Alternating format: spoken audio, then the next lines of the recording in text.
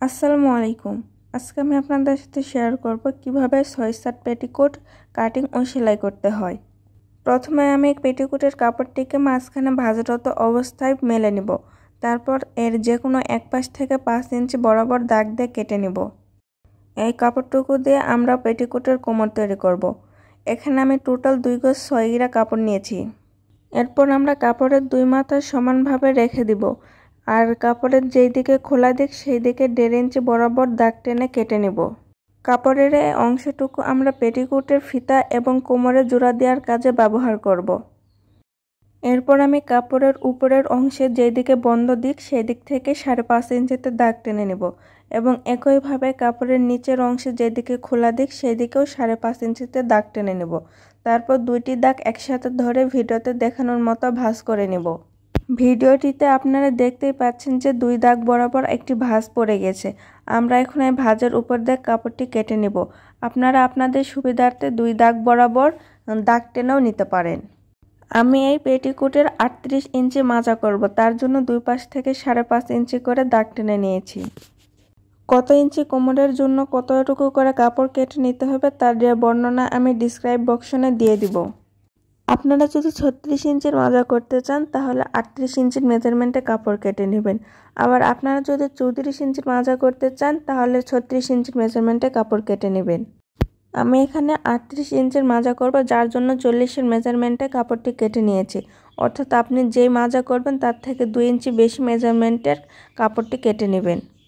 এবার আমরা ভিডিওতে দেখানোর মতো মাঝখানের ওষার পাটের সাথে দুই পাশে চিকন পাট দিয়ে সেলাই করে নেব। আমাদের সেলাই করা হয়ে গেছে। সেলাই করার পরে পেটিকোটটি দেখতে এইরকম হয়ে যাবে। একই নিয়মে আমরা পেটিকোটের অপর পার্টটিও সেলাই করে নেব। এরপর পেটিকোটের দুইটা পার্ট একসাথে করে মাঝখানে ভাঁজ করে নেব। মাঝখানে ভাঁজ দিয়ে নিলে দেখা যাবে যে পেটিকোটের দুই পাশের কাপড় কিছুটা অসমান আছে। এই কাপড়টুকু আমাদের এখন কেচির সাহায্যে কেটে সমান করে নিতে হবে।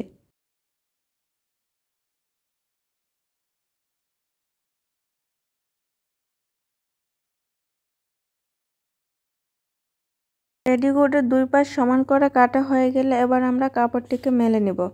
এরপরে আমরা যে শুরুতে কোমরের অংশটুকু কেটে রেখেছিলাম সেটা এই কোমরের সাথে মাপ দিয়ে নেব। তো এখানে মাপ দেওয়ার পর আমরা দেখতে পাচ্ছি 3 ইঞ্চি আমাদের শর্ট আছে। এক পাশে 3 ইঞ্চি শর্ট মানে দুই পাশ মিলে আমাদের 6 ইঞ্চি শর্ট আছে। সেই শর্ট কাপড়টুকু আমরা এই টুকরো কাপড় জোড়া দিয়ে পূরণ করে নেব। আমরা শুরুতে কোমরের জন্য 5 ইঞ্চি পরিমাণ কাপড় কেটে রেখেছিলাম। আর কোমরের এই ঘাটতি কাপড় পূরণ করার জন্য আমরা সাইড থেকে 1.5 ইঞ্চি করে লম্বা দিকে কাপড় কেটে রেখেছিলাম। এবার সেই কাপড় থেকে আমরা 5 ইঞ্চি করে ঠিক 3 ভাগে ভাগ করে নেব। এখানে আমি কাপড়টি ডাবল ভাঁজরত অবস্থায় কেটেছি দেখে 3 ভাগে ভাগ করেছি, যার জন্য 6টা ভাগ হয়ে গিয়েছে। আর এই 6 টুকরা কাপড় জোড়া দিলেই আমরা কোমরের যে বাকি ছিল 6 ইঞ্চি কাপড় সেটা পেয়ে যাব। এবার আগে থেকে কোমরের জন্য কেটে রাখা বড় কাপড়টির সাথে টুকরা কাপড়গুলো দিয়ে জোড়া দিয়ে নিব। এবার আমরা পেটিকোটের দুইটা পার্ট একসাথে করে যে কোনো এক পাশ সেলাই করে নেব। পেটিকোটের এক পাশ সম্পূর্ণ সেলাই করা হয়ে গেলে পেটিকোটের কোমরের সাথে আগে থেকে যে কোমরের অংশ কেটে রেখেছিলাম সেটা জোড়া দিয়ে নিব। আমি এখানে একটু মিস্টেক করে ফেলেছি, সেটা হলো পেটিকোটের যে সাইডে ফাড়াটা থাকে সেই ফাড়াটা একটু মুড়িয়ে সেলাই করে নিতে হবে। সেটা না করে আমি আগে পুরোটা কোমর সেলাই করে নিয়েছিলাম। আপনারা আগে কামিজের ফাড়ার মতো এই ফাড়াটা একটু সেলাই করে নেবেন, তারপর পেটিকোটের সাথে পেটিকোটের কোমরটা সেলাই করে নেবেন। তো একইভাবে দুই পাশে করে নেব। নেওয়ার পরে পেটিকোটের যে কোমরের কাপড়টুকু ছিল সেটাও আমরা ভাঁজ করে সেলাই করে নেব। খেয়াল রাখতে হবে পেটিকোটের কোমরের উপরের অংশ এবং নিচের অংশ দুটো যেন সমান হয়। সাইড সেলাইয়ের জন্য আমরা যেটুকু সেলাই খুলে দিয়েছিলাম সেলাই করা হলে সেইটুকু সেলাই আমরা আবার দিয়ে নিব।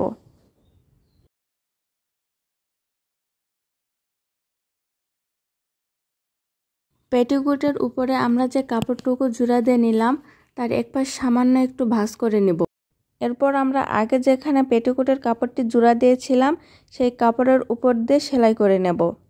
একটু একটু করে কাপড় ভেতরের দিকে ভাঁজ করে দিয়ে আগের সেলাইয়ের উপর দিয়ে পুরোটা কাপড় আমরা সেলাই করে নেব।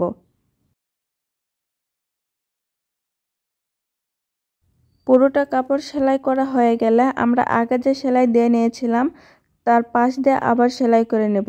দুটি সেলাই একসাথে দেব না, দুটি সেলাইয়ের মাঝখানে সামান্য একটু ফাঁকা রাখবো যাতে দেখতে সুন্দর লাগে। এভাবে পুরোটা সেলাই করে নেব। সেলাই করা হয়ে গেলে দুই মাথা একসাথে ধরে আবার লম্বা দিকে সেলাই করে নেব। আমরা যে কিছুক্ষণ আগে একটু সাইড ফাড়ার জন্য কাপড় ভাঁজ করে নিয়েছিলাম, তার নিচ থেকে সেলাইটা ধরবো, ধরে পুরোটা পেটিকোটের অপর পাশ যেটা সেলাই করা বাকি ছিল সেটা সেলাই করে নেব।